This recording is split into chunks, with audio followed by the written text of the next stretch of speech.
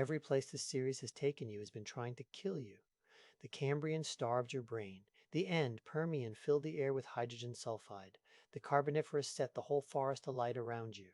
Each time, the honest answer to the only question that matters, what happens to your body standing here, has been some version of, it stops working, and here's how long that takes. Not today. Today, you are going somewhere you could actually live. That turns out to be the strangest place of all. Start with the numbers you carry with you. Carbon dioxide, about 420 parts per million. Oxygen, 21%. Average surface temperature, around 15 degrees. That is the air outside your window, and it is the only atmosphere your species has ever breathed. Watch the first number. Where you are going, carbon dioxide is not 420. It is somewhere between 1,000 and 1,500. And for the first time in this series, that will not hurt you. 50 million years ago. The early Eocene, not deep, alien time. This is recent. The dinosaurs are already gone for 15 million years. The world already run by mammals, small and unremarkable, filling the empty rooms the asteroid left behind. Continents you could almost name. An ocean you could almost sail. But the planet is running hot. No ice at either pole. None anywhere. And the place you are about to stand is the last place on Earth you would expect to find it warm. You are standing in the Arctic. Svalbard, more or less where it sits today, 80 degrees north, a place that in your century is polar desert, dark half the year, locked in ice. Look around, there is no ice. There is a forest, not a stunted, struggling forest. A floodplain of tall trees, dawn redwood, swamp cypress, and beneath them, ferns, and something your brain refuses at first to file correctly. Palm trees. Palms this far north. The ground is soft and wet and smells of leaf litter and warm mud. There is a river in front of you, slow and brown. Something is lying along its bank, unbothered, the length of a canoe. A crocodilian. It watches the water, not you. In the shallows, turtles. This is not a mistake, and it is not a trick of latitude. Paleontologist Jalen Eberl has spent years pulling these animals out of the rock on Ellesmere Island, just west of here, crocodile relatives, giant tortoises, tapir-like mammals, and reading their chemistry. Her conclusion is simple and staggering. The Arctic winters here did not freeze. Then you notice the thing that should frighten you, and doesn't, the temperature. It is comfortable. Here is where every previous episode turned on you. This is the section where the air does its work. So wait for it. You breathe in. The oxygen is 21%, the same number you were born to. Your hemoglobin saturates exactly as it should. There is no thinning, no altitude, no euphoria, no fog. The carbon dioxide is high, 3 to 4 times what you know, but 3 to 4 times a very small number is still a small number.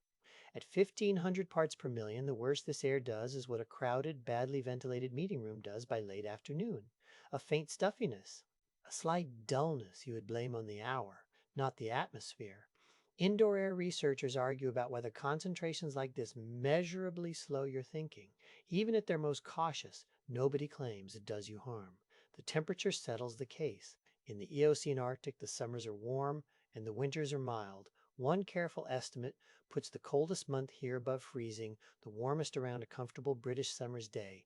You are not cold. You are not gasping. You are not burning. You are, for the first time, simply standing in the past, and nothing about it is trying to end you. So why does that feel worse, not better? Because you are alone. Take that in properly. The air is breathable. The water is fresh. There is fruit on the trees and fish in the river, and the climate is kind. Every survival problem this series has thrown at you, the poison, the fire, the cold, the suffocating dark, none of them is here. By every physical measure, you could live in this place. And there is no one to live it with. No village over the ridge, no smoke on the horizon, no road, no field, no boat, no voice. Not because they have fallen, because they were never built and never will be, not for 50 million years. The whole apparatus of being human, the thing that stands between you and the raw planet, does not exist yet. There is no one to find you.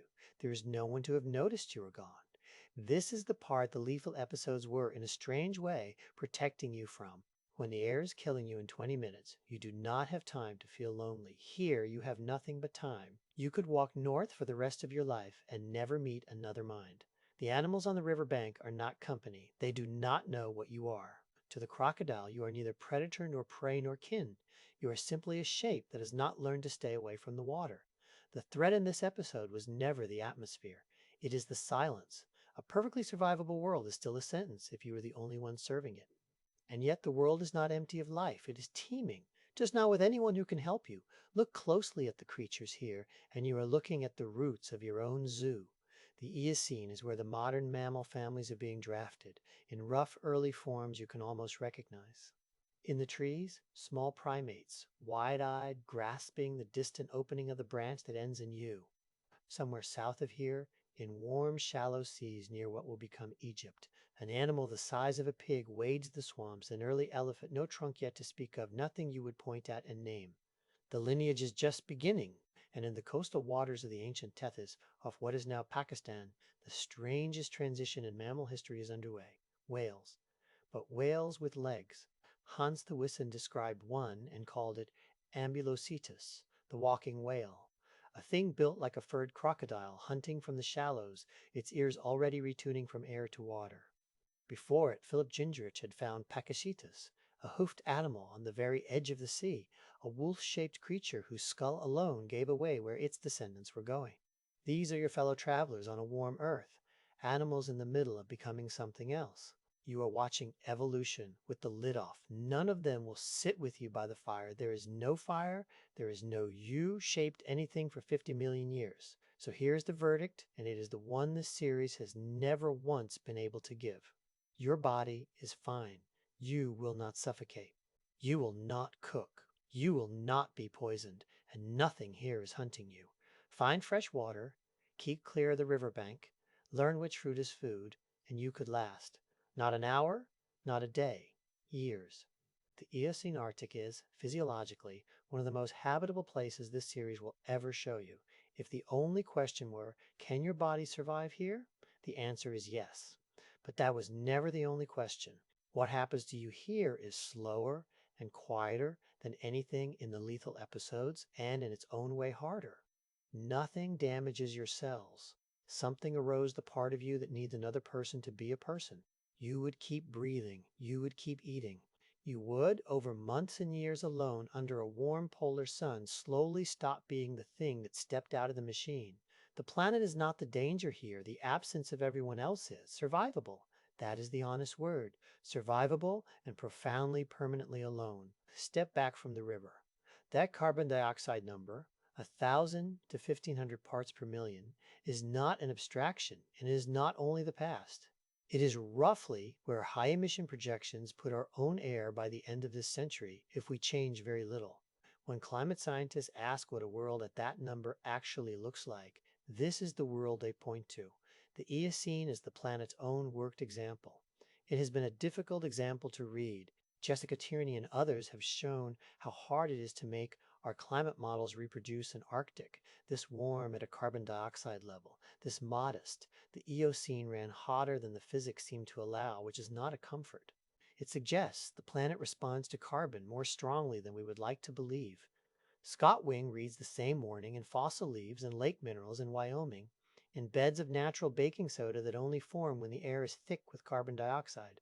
Peter Brandon puts the whole descent from this world to ours in one line: we are Ice Age creatures, and the Eocene was never a world that had us in it. That is what the number means, made into a place you can stand. Crocodiles in the Arctic, palms at 80 degrees north, seas 70 meters higher than today, drowning every coastline you have ever walked. A warm, green, breathable, living planet with no room in it for the civilization that produced the carbon. Every place this series has taken you has been trying to kill you. This one won't. It just shows you the world we are quietly building, hands you clean air and a mild sky, and leaves you standing in it, alone.